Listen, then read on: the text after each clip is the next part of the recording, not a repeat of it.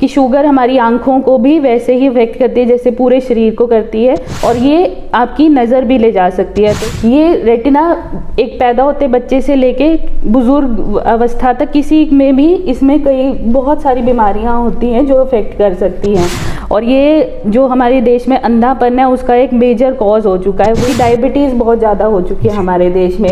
50% of the लोग ऐसे हैं, कई तो ऐसे जिनको पता भी नहीं है, 20% है जो डायग्नोज हैं और जो ट्रीटमेंट ले रहे हैं। नमस्कार, उज्ज्वल हिमाचल में आपका बहुत बहुत स्वागत है।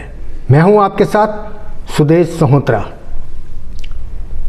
आज हम एक ऐसी जानी मानी हस्ती से मिलते हैं जो महिला जगत में एक जाना माना नाम है।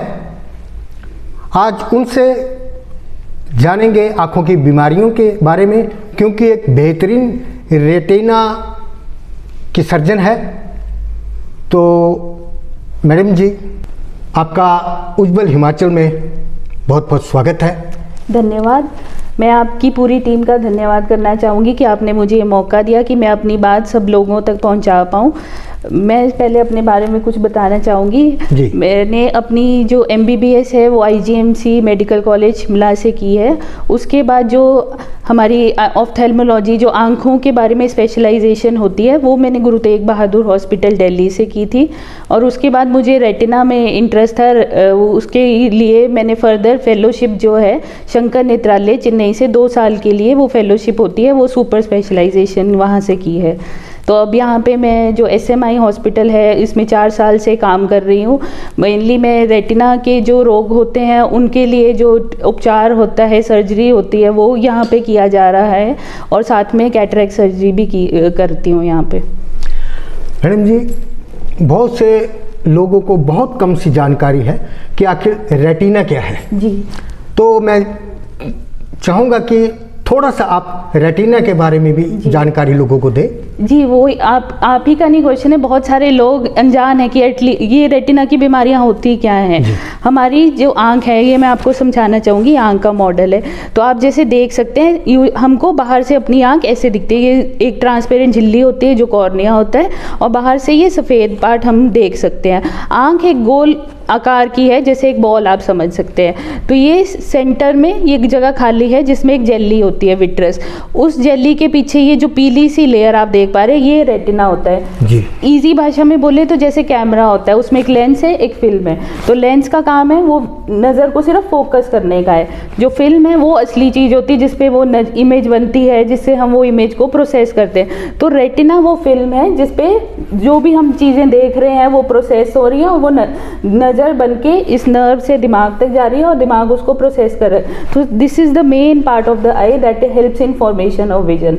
तो रेटिना के रोग क्या होते हैं? ये रेटिना एक पैदा होते बच्चे से लेके बुजुर्ग अवस्था तक किसी में भी इसमें कई बहुत सारी बीमारियां होती हैं जो इफेक्ट कर सकती हैं, और ये जो हमारे देश में अंधापन है उसका एक मेजर कॉज हो चुका है। वो क्यों?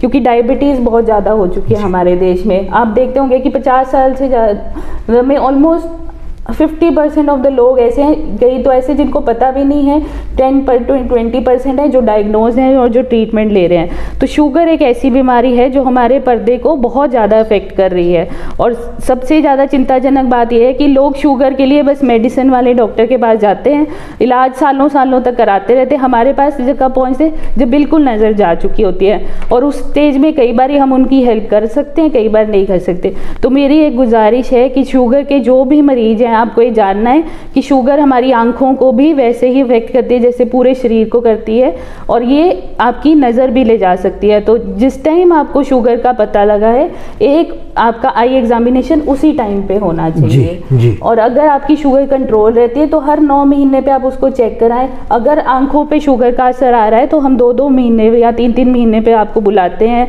और कोई बीमारी निकलती है तो सब चीज़ का टाइम पे आप दिखाएंगे तो उपचार संभव है। हम इंजेक्शन लगा सकते हैं, लेज़र कर सकते हैं, पर्दा उखड़ने लग जाए या उस पर ब्लड आ जाए तो सर्जरी होती है पर्दे की।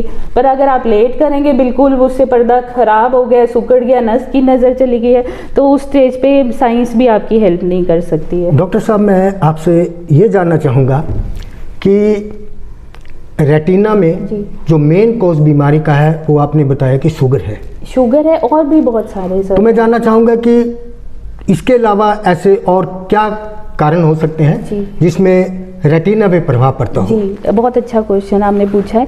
आपने अक्सर सुना होगा एक एज के बाद लोग बोलते हैं हमको आंख के आगे मक्खू से दिख रहे हैं। हाँ। या फिर फ्लैश से दिख रहे हैं, बिजली सा चमकता हो। तो वो मक्खू क्या होते हैं? जैसे मैंने आपको बोला सेंटर में एक जेली है, तो एज के साथ जो है वो जेली में चेंजेस आने लगते हैं। जैसे हमारे पूरे शरीर में आ रहे बाल सफ़ेद हो रहे, तो वो जेली लिक्विड हो जाती है, तो वो मक्खू होते हैं, वो जेली के अंदर उसकी जो रेशे हैं वो चेंज हो रहे हैं, तो वो मक्खू से या धागे धागे से हमको दिख रहे हैं।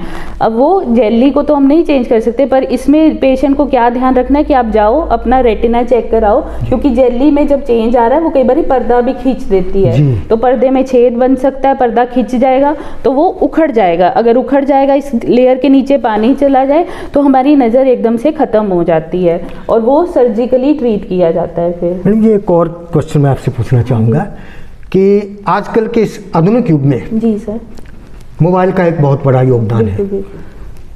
छोटे छोटे बच्चे यहाँ तक कि माताएं जो हैं, जब वो काम में बिजी होते हैं और जब उन्हें छोटा बच्चा तंग करता है, तो या अगर वो खाता पीता नहीं है तो खाने के लिए माताएं क्या करती हैं कि उनके हाथों में मोबाइल दे देती हैं ताकि वे मोबाइल भी देखता रहे और खाता भी रहे। तो उससे क्या रेटिना पे प्रभाव पड़ता है? जी, आपने बहुत ठीक बोला है। We all are suffering from this syndrome. Mobile हम सुबह उठते मोबाइल देखते हैं, रात को सोने से पहले मोबाइल ही बंद करते हैं लास्ट टाइम पे। बच्चा ही नहीं, हम सभी वो सब इतना ज़्यादा यूज़ कर रहे हैं। तो जो मोबाइल से हम बोलते हैं कि ब्लू रेज एमिट होती हैं, जो ब्लू रेडिएशंस, जो हमारे पर्दे के जैसे ये परत है, इसमें 10 लेयर्स होती हैं, जो सबसे मेन सेल्स होते हैं जो नज़र बनाने वाले, उनको डिस्ट्रॉय कर सकती हैं। Blue rays they are harmful for our retina also.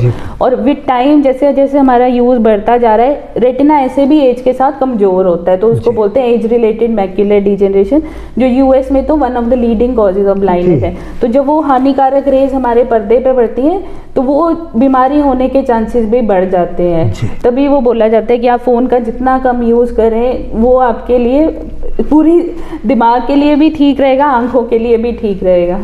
ये तो आपने कह दिया कि मोबाइल कम यूज़ करना चाहिए और ये करना भी चाहिए, लेकिन इसके लिए जहाँ तक मैं समझता हूँ कि स्कूल भी दायित्व है। जी। क्योंकि कोरोना टाइम में एक नया फंडा आ गया है कि ऑनलाइन क्लासेस लग रही हैं। बड़ों की तो लग रही है, लेकिन छोटे छोटे बच्चे यहाँ की LKG UKG के बच्चों को भी ऑनलाइन क्लासेस लग रही हैं। तो वो बच्चे तो मोबाइल यूज़ कर रहे हैं, वो पढ़ना शुरू करते हैं पर फिर आगे चले जाते हैं, वो गेम्स कर रहे हैं, गेम्स वगैरह करते हैं। तो इस विषय में आप क्या संदेश देना चाहेंगे? सर, अब तो जैसे ऑनलाइन क्लासेस का ख़त्म हो चुका है, पर पेरेंट्स भी और होमवर्क भी आ रहा है वो स्कूल का ऑनलाइन ही आ रहा है। ठीक है, थोड़ा बहुत ये एक टेक्नोलॉजी है जिसका अच्छा यूज़ भी है और बुरा दुष्प्रभाव भी है। किसी चीज़ को आप लिमिट में यूज़ करेंगे वो ठीक है, आप उसको बियॉन्ड उसके यूज़ करेंगे तो वो सब चीज़, कोई भी चीज़ है वो हानिकारक होती है। तो थोड़े टाइम के लिए यूज़ करना, दिन में आधा घंटा तक, वो आपको इतना हानिकारक नहीं है। पर हम जैसे देखते हैं सभी लोग 3-3 घंटे मूवीज़ देख रहे हैं, बच्चे गेम्स देख रहे हैं, वो आपकी आंखों के लिए बहुत नुकसानदायक है। और इसके लिए हम एक वो सजेशन देते हैं, 20-20-20 रूल होता है कि हर 20 मिनट में आपने, ऐसा नहीं कि आप अगर ऑनलाइन काम भी कर रहे हैं कि लगातार उस पर बैठे रहे और करते रहे, हर 20 मिनट में आप अपनी आंखों को बंद कीजिए 20 सेकंड के लिए। बंद, कहीं दूर देखना है ताकि आपकी मसल्स रिलैक्स हों, या फिर अपनी सीट पे बैठ के आप उसको बंद कर सकते हैं। और आंखों को झपकना है। हम नॉर्मली जो ब्लिंक करते हैं 1 मिनट में 20 से 30 टाइम करते हैं। अगर मैं आपसे बात कर रही हूँ तो हमारी आंखें ऑटोमेटिकली, जब हम स्क्रीन में देखते हैं तो हमारी एक टेंडेंसी होती है कि हम उसको स्टेयर करते रहते हैं, ब्लिंक भी नहीं करते हैं। तो हमको कॉन्शियसली आंखों को ब्लिंक करना है, वो ब्रेक लेना ज़्यादा ज़रूरी है। लगातार कभी मत देखिए, और जो भी हम ऐसे फालतू की चीज़ें देख रहे हैं वो तो अवॉइड करनी चाहिए ना। थोड़ा बहुत टेक्नोलॉजी का यूज़ भी है, हम अच्छी चीज़ें भी इससे सीखते हैं, हमको कुछ नहीं पता हम देखते भी हैं, लिमिट में हर चीज़ ठीक है। वही कहते हैं ना जी, विज्ञान एक वरदान भी है और अभिशाप भी है जी। तो मैडम जी 4 साल से यहाँ आपको काम करते हो गए हैं, इस अवधि में आज तक आपने कितने पेशेंट रेटिना के सर्जरी द्वारा या मेडिसिन द्वारा या अन्य टेक्नोलॉजी द्वारा ठीक किए हैं? जी, सर्जरी की बात करें तो सर्जिकली जो इंटरवेंशन की ज़रूरत बहुत ज़्यादा मरीजों को नहीं पड़ती है, पर अराउंड 300 सर्जरी मैंने की है पर्दे की यहाँ पे आके। और मेडिकली तो रोज़ ही हम मतलब 4 से 5 इंजेक्शन जो होते हैं शुगर के लिए लगते हैं, आँख की नस ब्लॉक हो जाए उसके लिए, या एज के कारण जो स्वेलिंग आ रही है, तो वो रोज़ डेली 4 to 5 पेशेंट्स को इंजेक्शन लग रहे हैं, और लेज़र भी इतने होते ही हैं। मैडम जी, आपने MBBS तो शिमला से की। हाँ जी सर। लेकिन रेटिना के नेत्र विशेषज्ञ आप हैं। हाँ जी। ये आपने कहाँ से किया? ये सर जैसे मैंने MS जो की थी आंखों में स्पेशलाइजेशन, वो गुरु तेग बहादुर हॉस्पिटल दिल्ली से की थी जी। फिर वहाँ पे मैंने वो जो कैटरेक्ट सर्जरी वो सब तो हमको अच्छा से ट्रेनिंग मिली थी, पर मेरा इंटरेस्ट था कि एक बारी रेटिना में भी जो नहीं कर पा रहे, जो हमारे यहाँ पे जैसे हिमाचल के लोगों को ज़रूरत है जिस चीज़ की, रेटिना के लिए उनको PGI जाना पड़ रहा था, या चंडीगढ़ या दिल्ली जाना पड़ रहा था, तो वो मुझे लगता था कि मैं क्यों इन लोगों को रेफ़र कर रही हूँ, मुझे खुद करना चाहिए। तो 1 साल काम करने के बाद हिमाचल में फिर मैं शंकर नेत्रालय चेन्नई में जाके उसकी फेलोशिप की थी जी। जैसे कि आपने अभी डॉक्टर गीतांजलि सूद जी को रेटिना के बारे में सुना, उन्होंने बहुत ही महत्वपूर्ण जानकारी दी। आप देखते रहिए उज्ज्वल हिमाचल, और मुझे दीजिए इजाज़त। अगली बार आपसे फिर मिलेंगे एक नई शख्सियत के साथ, तब तक के लिए नमस्कार। क्या आप भी अपने बच्चों के उज्जवल भविष्य के लिए एक बेहतरीन स्कूल की तलाश में हैं?